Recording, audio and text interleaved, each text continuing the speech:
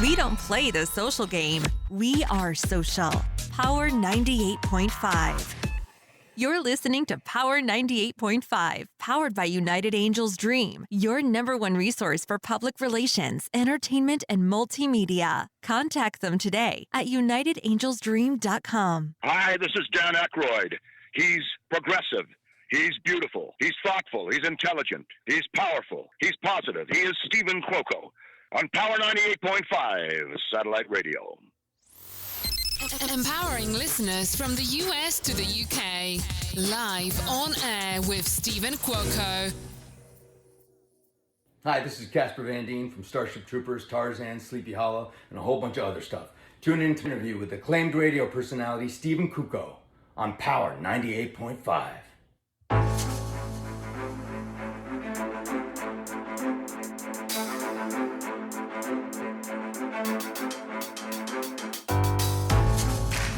Good morning, good afternoon, and good evening from here and all around the world. No matter where you are here with us on Power 98.5 Satellite Radio. Tune in if you're not already.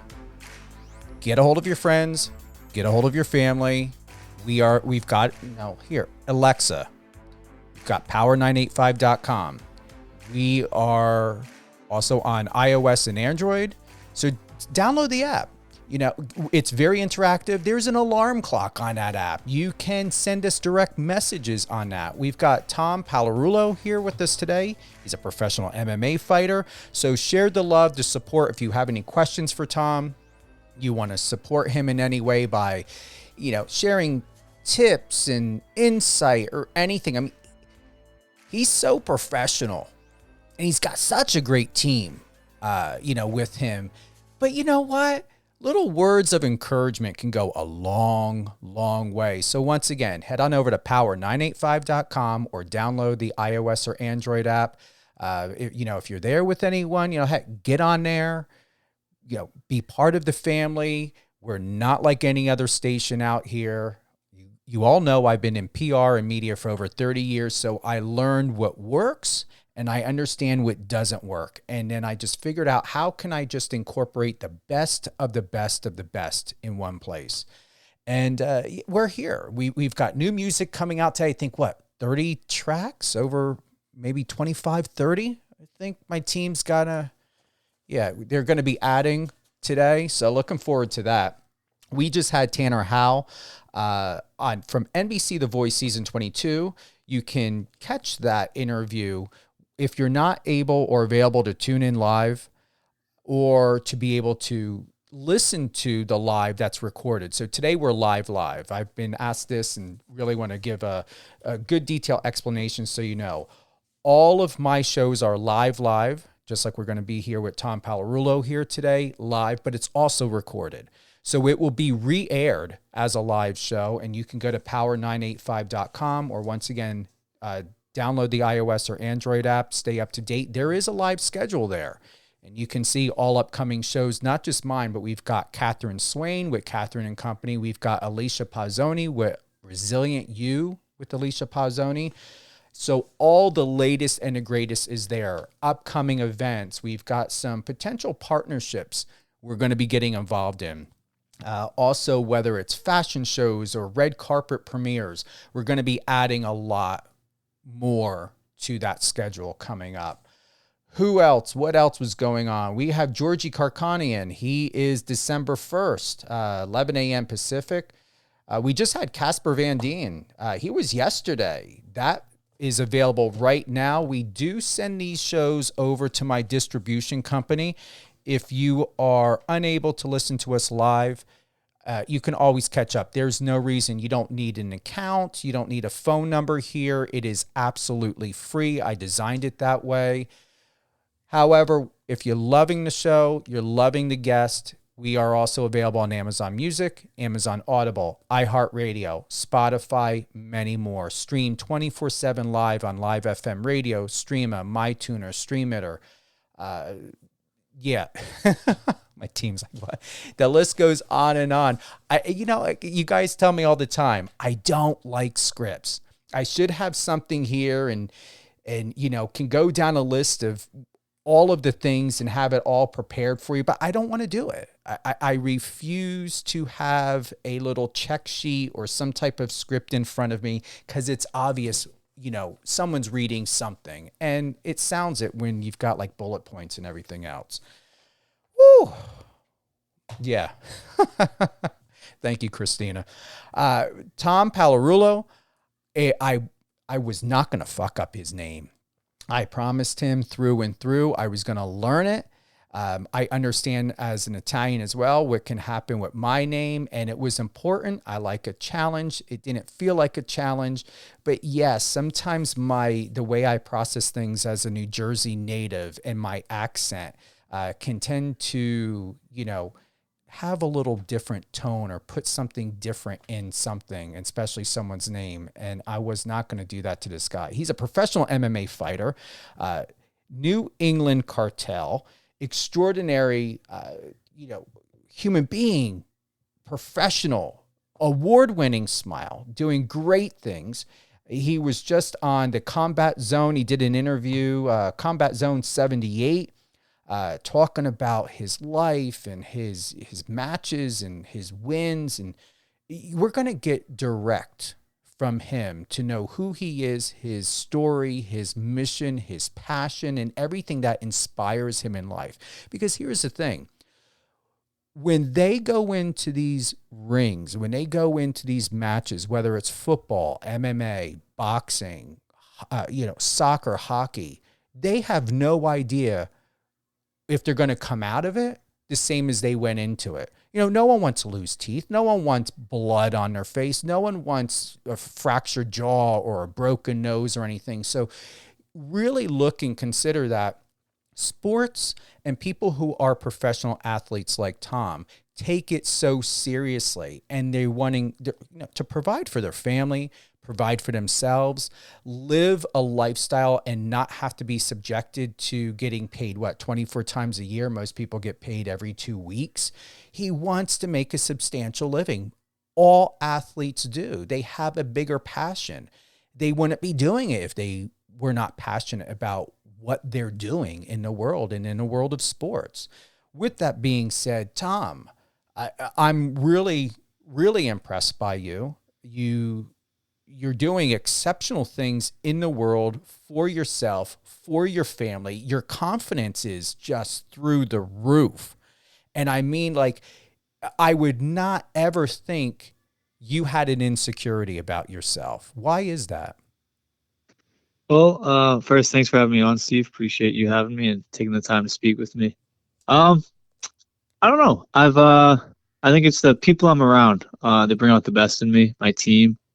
They actually, my teammate Rob Font, he tells me all the time he had to trick me into being confident in myself, because when I first started, I wasn't the most confident person, and then being around him and the people he's put me around, he's kind of just brought out the confidence in me and made me believe in myself.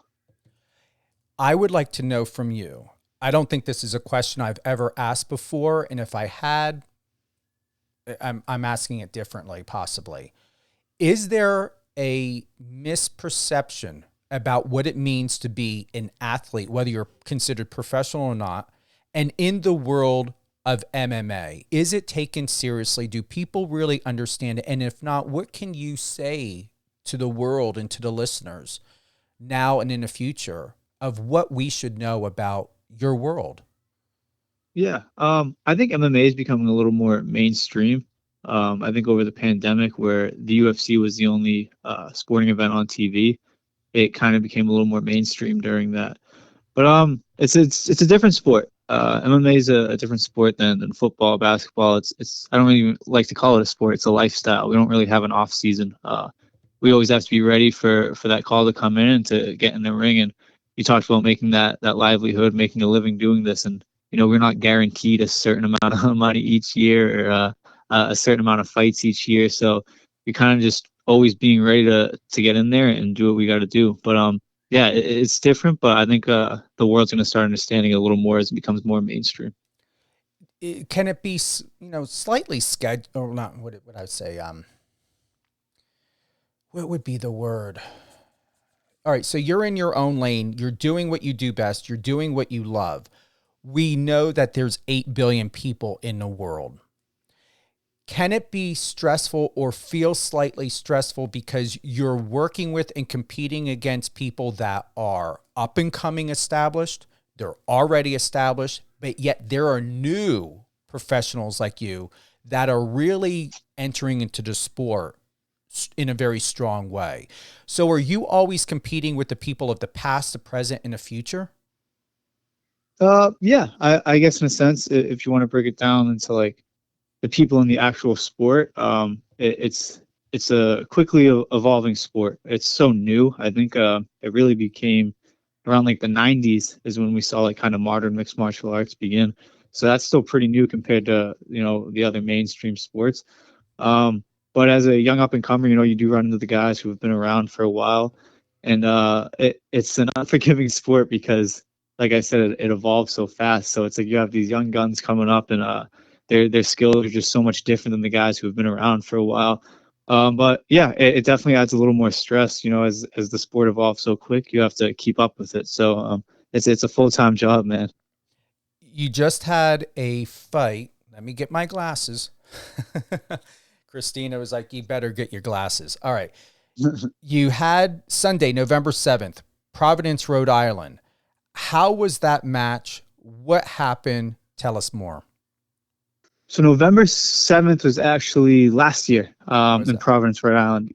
I fought November 19th, so last weekend, in Manchester, New Hampshire. That's my most recent one. That one went well. That was my first professional main event, which means I headlined the card. I took on a vet with 30 fights, and I got him out of there in the first round with a technical knockout. So the referee stepped in to stop it. But yeah, it was a good performance and did my thing. For those that are tuning in, and thank you for the love and support here, we have Tom Pagliarulo. He is, I'm going to say, you are an award-winning MMA fighter, right? You've won awards. Yeah, I'm getting there. I've won some awards as an amateur. Won some amateur titles and stuff. Now in the professional ranks, I'm climbing the ladder. When do you get out of that amateur role? Because when I see you and I watched your past videos, that's not amateur to me. Yeah, it's so different across each state, what they define as an amateur. There's different rules. I know some states, they make you wear shin guards for kicking, and you can't even, some promotions, you can't even strike to the head on the ground if you're an amateur. But where I grew up fighting in the amateurs around where I am in Massachusetts and New Hampshire, it's pretty much the same as the pros, just 3-minute rounds, and there's no elbows or knees to the head. But everything else is pretty much the same. So you kind of make that jump. I think there's some criteria where you have to have so many amateur fights, and you have to apply for a license that gets approved by the boxing commission and athletic commission. But really, it's up to your team, your coaches. They decide when you're ready, and if you feel ready, you can make that jump. Are you ever going to get bigger? You're known as being a featherweight. Will you ever get larger in size? Will you ever change categories down the road? We'll see. So featherweight is 145 pounds. I don't weigh 145 pounds all the time. I walk around in between like 160 and 165. So I make the cut down to 45 for my fights, but I'm tall. I'm 6 feet tall. It's just pretty tall for the weight class. But we'll see. I think I'm kind of like the average walking around weight for my weight class, and I'm still young. So if I get older and I start putting on a little more weight, a little more size, we'll see. But for right now, I think featherweight is going to be my home. All right. So I just found out I always was like 5'8", near 5'8". I think I'm like around 5'7", 5'7.5", and I'm about 140, 143. You're 6 foot. How the hell can you be 145 pounds and still stand up in a fight? I weigh 145 pounds for about 10 minutes. It's we weigh in the day before the fight, so I work with a nutritionist, and she helps me get my weight down to about 10 pounds over my weight class, and then we do what's called a water cut, and I'll do that like the night before weigh-ins, where I'm pretty much just dehydrating all the water I've been putting into my body, and it's pretty much 10 pounds of water that comes out of you. And then I'll weigh 145 at weigh-ins, and then I step in the cage. I'm close to about 160 when I get in there. So it's a crazy thing. It's a crazy part of the sport, but you got to do it. Most people don't talk about it, and it's not normally mentioned, but it happens to everyone. I don't believe anyone is exempt. If it doesn't, it's at such a tiny little fraction. To do what you do, the diet, the training, the expectations that you have on yourself, maybe with other people, you don't want to let anyone down. Everyone who gets into that ring, you and your opponent, both of you want to win. Somebody has to win. There's not going to be two winners. Would like that, but it's not realistic. How do you maintain healthy emotional and mental stability in your life? Training, not training, 145, 160. What do you do to keep yourself sane? Yeah. I think that's a big part of the sport that the outsider doesn't really understand so much, is all the mental components that go into it. When you get a fight scheduled, on that date, I'm getting to a cage with a trained killer to go to war with them and get into a fist fight with them. And that's an uneasy feeling for anyone, whether you're trained, untrained. Fighting is it's a scary thing, and I'm brutally honest about it. Backstage, I'm terrified the whole time. I think everyone's a little nervous and is scared. Anyone who says they're not, they're out of their mind. I think everyone feels those emotions a little bit back there. And for me, it's not so much the being afraid of getting hurt. I've been there, I've done that. It's more the pressure we put on ourselves to win and to be successful. So that's where my nerves come from, is just I hold myself to these high standards, and I want to perform to those standards and make my team proud and myself proud. So I think it's important to not get too trapped in those feelings, those thoughts.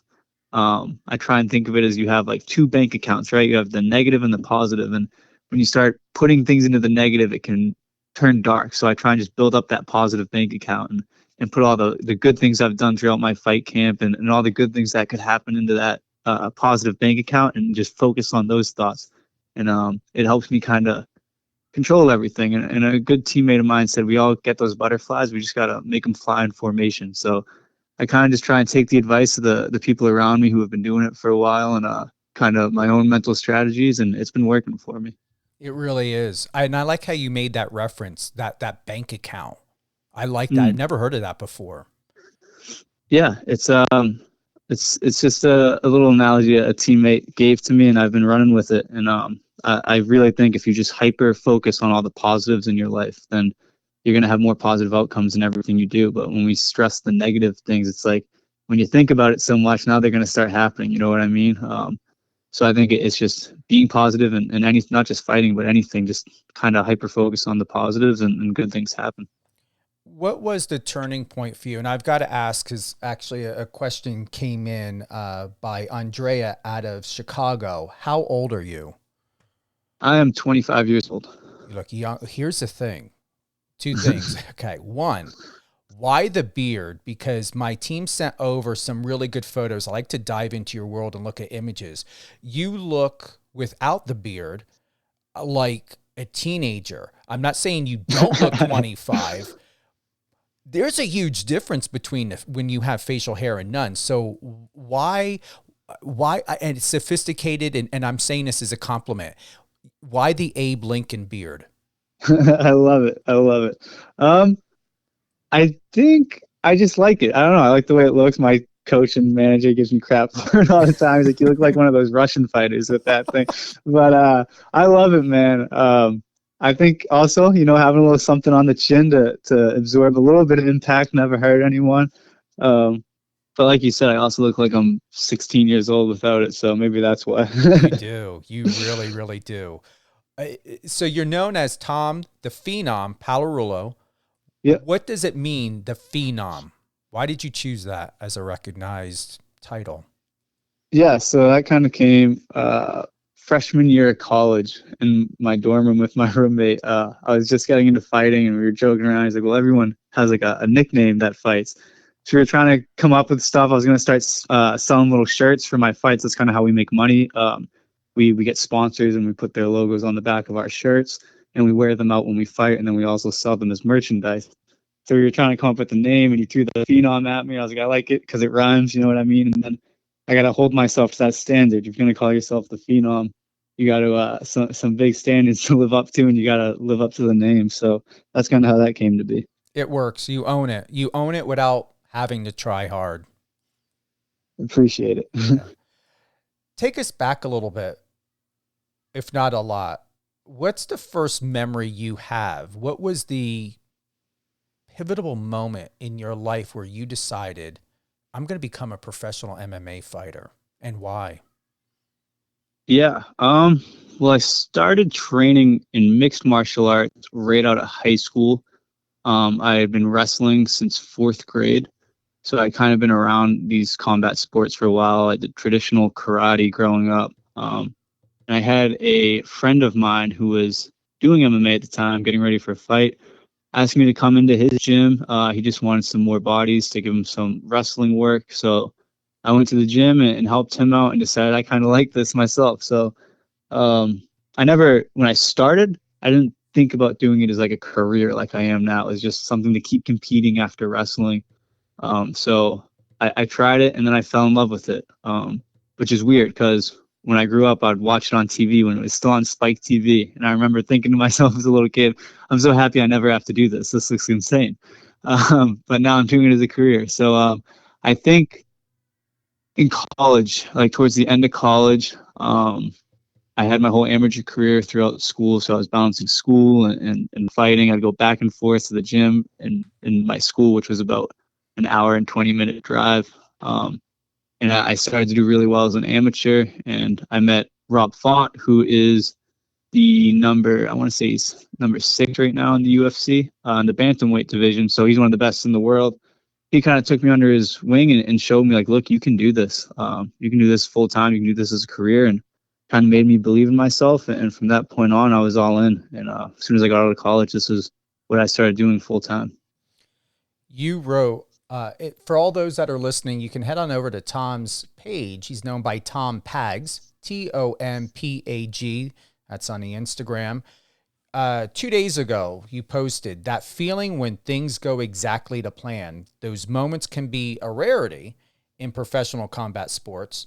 Thanks for making me good at tossing my bones at people. And that was to referencing over there to Jake the Man. Yep. Jake Manini, he's my Muay Thai coach. Yeah, he developed a great plan for me going to that fight.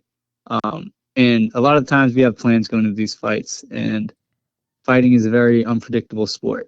So you can have that game plan, but as soon as things go sideways, that game plan goes right out the window, and you got to be able to adjust on the spot. But this time things were just going. It seemed too good to be true. We were joking after the fight, like everything we had planned for that my opponent would do and the reactions he'd give me, he was doing them exactly. And I remember in the fight just being like, wow, this seems too perfect. And so it was just a big appreciation for my coach, Jake, for coming up with the game plan he did, and then getting me to a point where I could execute it like that. What's brilliant, and I'm sure you know this or about this of yourself, is when I watched your past videos, there is something different about you that I don't often see. Most people, we as men, we've got that natural hunter to where we've got those horse blinders on and we just are direct. Like the vision is just very clear directly. There's something about you to where you have, a 180 or 360? Like you know how to intuitively, logically see everything around you. I noticed that about your eyes. Yeah. I try and take it all in, just live in the moment. I try and flip that switch when I'm in the cage, and I'm a different person when I'm in there. You kind of have to be. I'm a very passive person outside of fighting. I don't like conflict. I get along with everyone. If there's conflict, I normally walk away from it unless it's something I feel like for my safety I need to step in, or someone else's safety. But other than that, I'm not a fan of conflict. But I like competing. I like the sport I compete in. So when I'm in there, I flip that switch and I physically, like you said, see everything. I'm literally opening my eyes wider, trying to see everything that's coming my way, especially my opponent. And I try and keep a calmness to me while I'm in there, before and during the fight, because you can get you can get caught up in those emotions and that nervous energy, and things can go sideways real fast. So I try and just stay calm and focus on my breathing, because that can be the only thing you can control at times. So yeah, just taking it all in and being in the moment. In your 25 years, Tom, Yep. what did you experience and learn in your life that maybe others would consider, wow, either you shouldn't have done that, or that could have turned out to be a mistake? What has happened in your life that maybe could have been considered a mistake or accidental, but really worked in your favor and helped you become who you are today? Yeah, I guess just walking into an MMA gym is kind of a crazy thing to do. I remember the first time I went, in that first week, I came home with a big black eye, and my mom being like, "What are you doing?" She dealt with the wrestling for so long, and now I was doing this, and to her at the time, she knew nothing about the sport other than like she's seen it a few times on TV. It was just this barbaric thing I could be doing. So I guess I could have turned away from it. She supports me 100% now, but at the time, my family's kind of like, "You really want to do this? You really want to get into this fighting thing?" But now they're behind it 100%. They see how much it means to me and how much of my time I've invested into it, and it's been a lot. I've invested everything. I've kind of put myself in a position where it's this or nothing for me. I don't have a other job. This is all I do. And I got a great support system to help me do that. But yeah, I guess just the beginning, walking into that gym could have been if I didn't go in, could have changed my life completely in a different direction. If you would like to and are comfortable, I would like to give a big shout out to your girlfriend, Savannah. Yep. Savannah. It's spelled, it's pronounced a little differently than it's spelled. It's Savannah. Savannah. I like that. Yep. That's Me too. it's exotic. It is. With Savannah, as I looked at, even from your post 6 days ago, so much to be thankful for today. Grateful to walk out of the cage Saturday night healthy. Okay, we were just talking about that. Grateful for all my incredible sponsors that support my dream. When I see post of you and Savannah together, what's remarkable is you have this grounded vibe about you. Does she do that to you, or is it just when you are around the right people, connected in the right moment, and feeling absolutely safe within yourself and your environment? Do we get to see, or do people get to see that glow, that spirit of who you are? Yeah, I think so for sure. Like you said, it's a combination of having the right people around me, but as far as she goes, she's my rock. She's that safety net. She puts up with all this. It's not an easy thing to be a part of, especially when it's your significant other. And she's been with me over 9 years now. We actually started dating when I was 16. So she's sat in the bleachers of the high school wrestling matches and done all that. And now the stage has gone a little bigger with fighting, and she supports me 100%. She's working 3 jobs. She's doing all this stuff around the house to make sure I can chase my dream and not have to really stress about anything else. And she's in 100%. So having that kind of support and knowing like your significant other is behind you 100%, it kind of gives me the freedom to really go all in on this and chase my dream. Marriage down a road, maybe? Possibly? It's coming. I think we'll get there. Few more fights, put some money aside, and we'll make it happen. That's awesome. I see your beer of choice is a Corona. It is. I'm consistent with it. It's simple. It's simple and basic after a fight. I like a nice cold Corona, but yeah, not a huge drinker, but I like to enjoy it a little bit. Yeah, they are good. Lime or no lime? I like a lime. Yeah, a little bit of salt. Yeah, some people don't know that. I add a little bit of salt and lime. I'm gonna have to try it. Seriously. Who would be the best sponsor? What type of would it be? Corona or Anheuser? Like, what do you look for, you and your team, in sponsorships? Yeah, so I work with a lot of local businesses to where I live, and then there's some a little larger that are a little further away that we work with. But as far as like me personally, if I'm taking you on as a sponsor, one, I'm super grateful for even wanting to be a part of my journey. But I look at you as part of the team. You know what I mean? You're not just a business partner. You're a part of my team now, and I want people who support what I'm doing and are in it for the right reasons. You know what I mean? As an up and comer, I'm surrounded by some bigger names in the sport, and I've dealt with people who go through me to get to them type of thing. And I can sense that out pretty fast now. It was pretty hard at the beginning, but now I know who actually wants to work with me and who wants to work with the people around me and are using me to get to them. So someone who just actually supports my dream, I guess, and pretty much all my sponsors do. They're all great. A lot of them aren't doing it for the return on their end. They're just doing it because they want to see me succeed and see me reach my dreams. And it's huge. Without sponsors, it's hard in the regional MMA scene, the local scene, to really get to that next level. The money's not great in the sport. Even when you get to the UFC, it's still not the greatest. But especially fighting locally and on the regional scene, your money mainly comes from your sponsors. So without them, this thing's a whole lot harder. I've never asked this before. I'm comfortable with you, but I also, you can even answer if you want once we're off the live.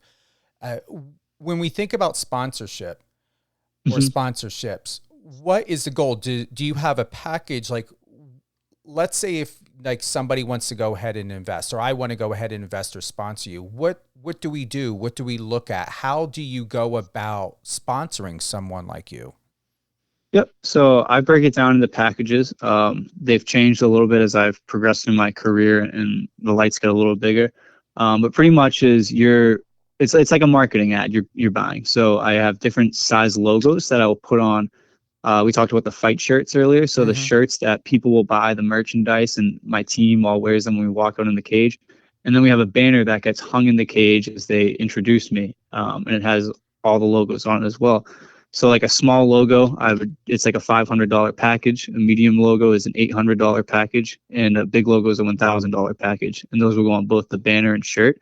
So businesses choose which one they want to do. I appreciate anything that they want to do. And it's pretty simple. It's all like per a fight. So it's real basic. That's reasonable pricing. I didn't think it was. I'm going to tell you, like, that's low. Yeah, regionally, I try not to, I guess, oversell myself, overprice myself. Like I said, I work with a lot of smaller businesses. And as things grow, like I said, those packages will grow as well. And that's per fight. Yep. Wow. And then you just have the company send in their logo, and you guys just tweak it and do what you need with it to position it? Yep. So they'll send me their logo, and I work with a graphic designer and an apparel company, North Shore Apparel. They're actually one of my sponsors. And they'll kind of handle all that where I really don't have to do anything. I have like a website where people order their shirts. They get mailed right to them. The banner gets sent right to me, and it's pretty stress-free for me now. At the beginning of this, when I was an amateur, I was doing it all myself. I was making the shirt myself. I was selling them myself. It was a pain on top of getting ready for a fight. So, things have evolved a little bit over the years. Yeah, I don't know if you really want to do that to yourself. You're like, I've got a t-shirt line and stuff, and I rather someone else be responsible for that, because I don't want to be handling someone being like, I put this in a wash once and now it's faded. I don't want to let the company deal with that. 100%. And then they can send out a free one or whatever they do to compensate. Yeah. What's next for you? What do you have looking forward to for the rest of this year, in the ring, or is it next year? Yeah, so it's probably going to be next year when I fight again. The same promotion, Combat Zone, I just fought for. I'll probably be fighting for them in February. And then I'm kind of at that sweet spot in my career. I'm 5-1 right now. I get another win. That's 6-1. That's kind of the number they look for, the UFC's looking for, and they'll throw you on. They have a show called the Contender Series. So you fight in front of Dana White. He's the owner of the UFC for a contract. So that could be next. But for me, I just try and make it real simple for myself and just tell myself to keep winning, and good things will happen. So my plan is just the next one, focus on the next one. It's the most important one. And then just keep winning. what would be your, and I've got to ask this, what would be your go-to meal if you're not training, you're not dieting, you're not on restriction? We know you love Corona with lime, but what's your food of choice? It's a tough one. I love Mexican food. We normally go out to a good Mexican restaurant right after I fight. Anything pasta, Italian family. My mom's home cooked meals. Those are always the best. But I guess anything in those two worlds. Oh, you don't have to worry about gaining weight. 25, enjoy it. I'm going to be 49 in April, and I'm going to tell you, I was like your size when I was younger. I couldn't break 120 pounds, literally. Finally, about time I got into my 30s, that's when I noticed when they say your body changes every 7 years, and I'm coming into my another 7 year. I like the changes that are happening now. So when you get into your 40s, Tom, we know you're going to look Gucci, very,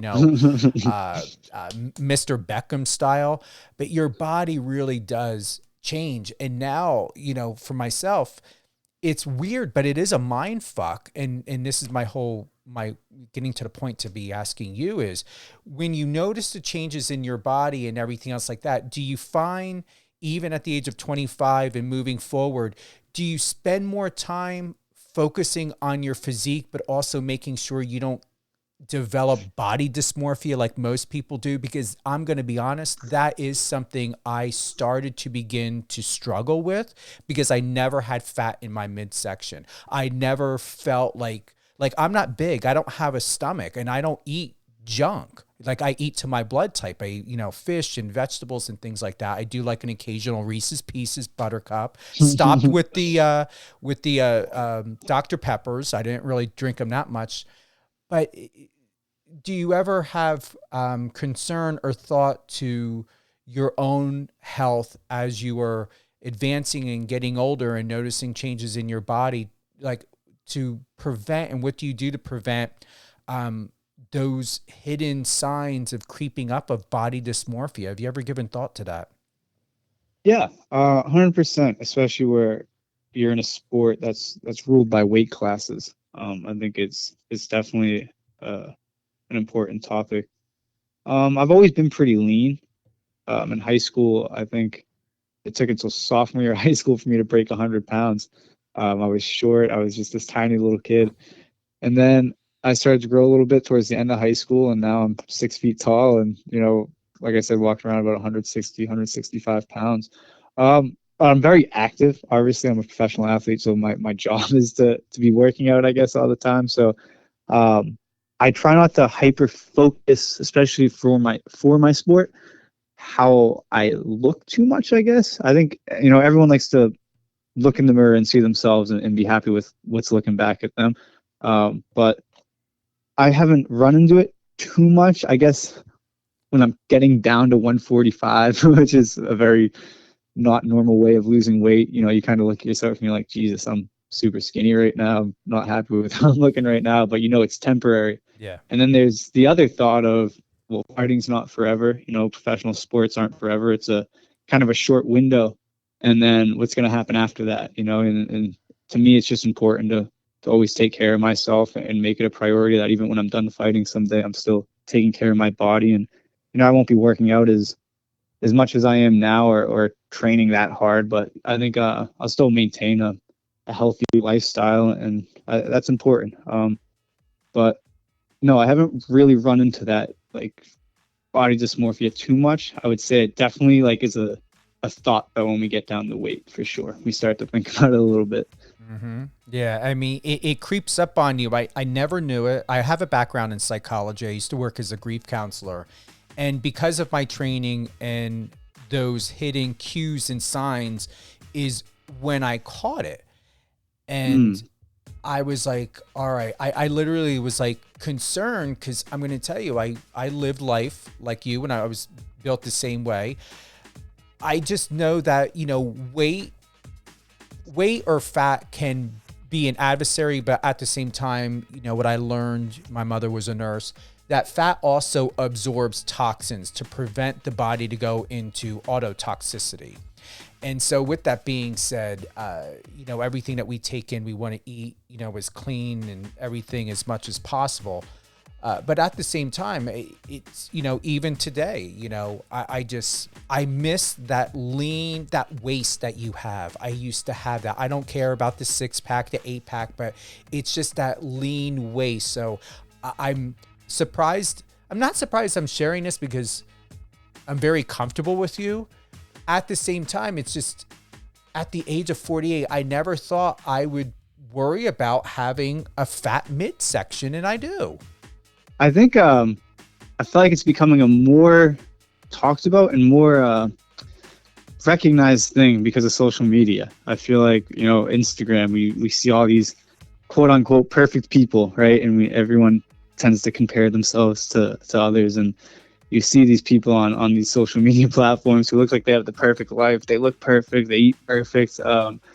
So I think it's important not to get like caught up in that. And like you said, now at 40, I think even if you were a high school kid today, it'd be almost even harder because now at a younger age, these kids are starting to think like that and develop that and feel like, wow, I have to be perfect and look like this. And that's got to be hard for a high school kid too, and these young kids growing up. So, but now, like you said, even today, at your age, I think it's still relevant. You're on social media, you see these people that they look like they're living these perfect lives, and it's hard not to compare yourself to them. But I think it's important to just be happy with who you are and be comfortable in your own skin. That's something we have to look forward to our entire lives until we are no longer here. Yeah. What's the best advice you would like to share with us? I think it's pretty cliche, but I think anyone can do whatever they set their mind to. They can achieve whatever they want to achieve with the hard work that comes with it and enjoying the process. If something feels like a burden, it's probably not for you. And I try and tell people, I coach youth wrestling. I tell them when they get older, like, you can do what you love for a living. You know what I mean? You don't have to work the classic 9 to 5 and just hate what you do. Find what you love, find what sets that fire in you. And if you care that much about it, you'll find a way to make it your life. And that's kind of what I've been doing with fighting. You know what I mean? I couldn't see myself doing this 9 to 5 normal job every day. So I found what lit that fire in me and found a way to make it work. Yeah, you're too big. You're 6 foot, but also you're very a large, very spirit. Your spirit, your energy is huge. And what I really respect and like most about you, Tom, is you didn't say it, but I can feel it, is you do your best. My perception is to have an open mind, be considerate. You're considerate to other people. You believe that most people should have common sense to have balance, not to know their space and to know their boundaries. And if there is something you want, just be transparent and clear about it and ask it and not play games. And then also at the same time, to be very, very obvious before making a move, to let you know exactly what the intentions are so that you feel empowered and confident, and where you can show and have respect most for that other person to consider and to keep your options open as to, is this going to be good for me? Is it going to be good for us? And is it going to be a win-win to where it's going to do something for the betterment of the situation, opportunity, or other people down the road? That's what I hear. That's what I've learned about you. That's what I've learned about you here today with us. And as someone that who's 25 and I'm Gen X, you guys as millennials and Gen Z, I believe you fall in a Gen Z category. You are what we need and what we want most, and what I've been looking for since my adolescence, people like you. Well, I appreciate that a lot. I try my best each day to just be positive and especially be positive to the people around you, because you never know what people are going through. And, it's life's hard enough, so why make it harder for other people? Yeah, I appreciate that. Our generation is, it gets a lot of flack sometimes, but, I think the intentions are pure. And there's good people in all generations trying to do good things. Keep in mind, I am an 80s kid. Growing up, the Motley Crue, Metallica, eventually then, Nirvana and Lil Peep and all of that. So we got the same gruff too, but it's by people who make that reference who don't want change and who still want control and power. I agree 100%. Change is important. It's how things improve. So I think to try and limit change and put a damper on change isn't contributing in a good way. Absolutely. Tom, we know you're on Twitter. You can go to all great things, Tom Pagliarulo, Tom Pags _MMA. That's Twitter. Then we've got your Instagram as at Tom Pags, TOMPAGS. Did my team send it over? Did you guys send it over? TikTok, you TikToking? I am not TikToking. I'm not TikToking yet. I might be in the future. We'll see. That's the one I've stayed away from, but who knows? I'll probably be the UFC someday will require me to have one or something. So we'll see. It'll be interesting. I guarantee you'll probably be getting a lot of good sponsorships. You'll be blowing up in the millions. Come on, you guys don't. You don't need to become somebody to do what you do best. You and your generation, you guys just come out in yourselves, and that's why you control the social media platforms. Yeah, I think it's the easiest time to become someone because of social media. It can be a blessing and a curse, but I think it's the easiest time to do what you love for a living. Who would you like to give a shout out to? Give a shout out to my team, the New England Cartel, my coach Tyson Chartier, teammates Rob Font, Calvin Cater, Nick Fiore, and just the whole crew, man. They're what gets me going each day and supports me in my dreams. My sponsors, girlfriend Savannah, my family, her family, everyone, man. I just got a great support system. I'm super grateful for to have that and the people in my life, and just keep following along. I'm hoping to have some bigger things in the future. Definitely, stay in touch. You're part of the Power 98.5 family now. I consider you part of my family, since we're here together. So all things, Tom Pagliarulo, Tom the Phenom Pagliarulo. Keep me posted. If you're ever out in Vegas, out here on the West Coast, I would love to attend one of your lives. If they let me, I can bring my equipment and we can do a live right there, or do a live either pre-fight, post-fight, and continue to support you and your family and your mission, and definitely loving those packages, reasonable, effortless, and stay on the line. I definitely want to just have a quick personal, be on with our day and thank you with that. Also, I will send you a text message or can do that since we both have each other's number, and send that package over to me. This way, in the future when you got a fight coming up, whether myself for the satellite station, anyone else I think would be a really, really good fit for you, I'll have that on hand, and my team will have that. Awesome. I appreciate that very much. Any closing thoughts before we head on out? Just everyone, thank you for listening. Thank you for having me. It's always nice to kind of go beyond what the sport is at the surface and dig a little deeper and tell our stories and show who we really are as people. We're not just athletes. I feel like sometimes fighters get a misjudged by the sport we're in. We're all people. Most of us are nice people and very passive people. So thank you for giving me the platform to speak. Thank you, Tom. Hang on the line. You don't mind, do you? Yep, no problem. All right.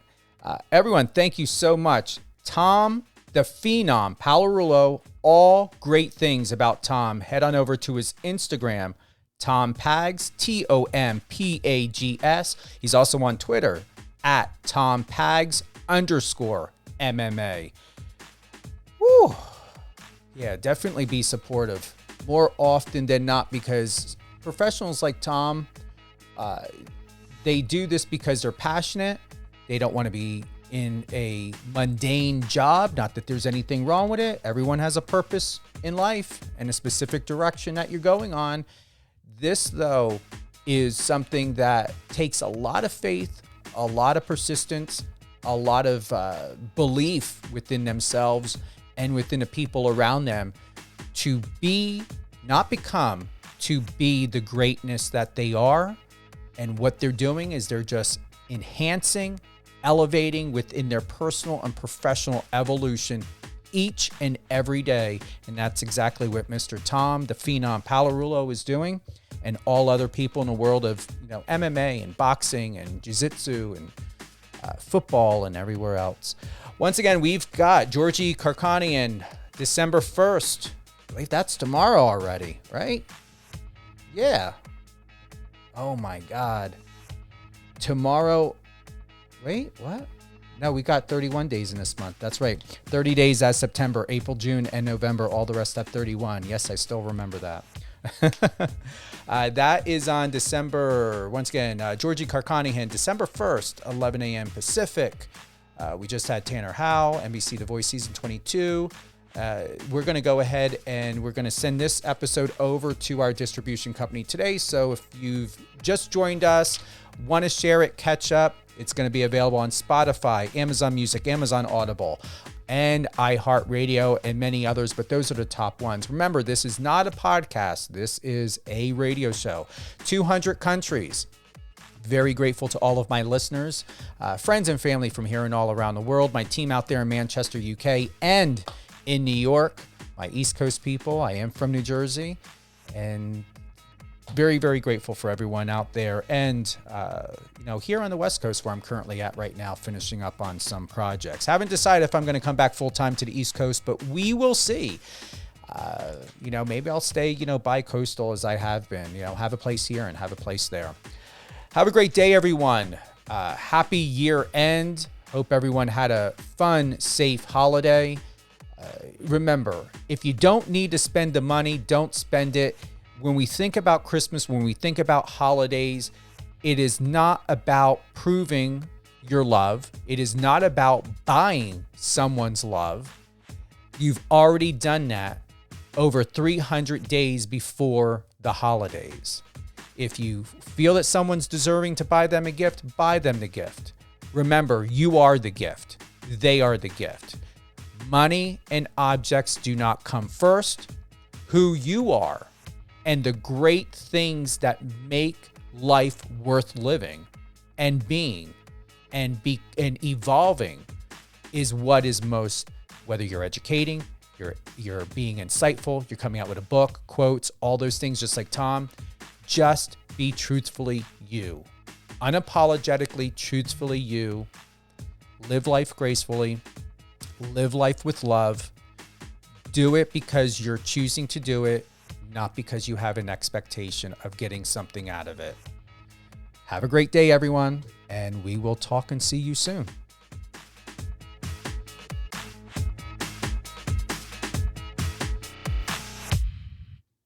Friend us on your socials and let's connect.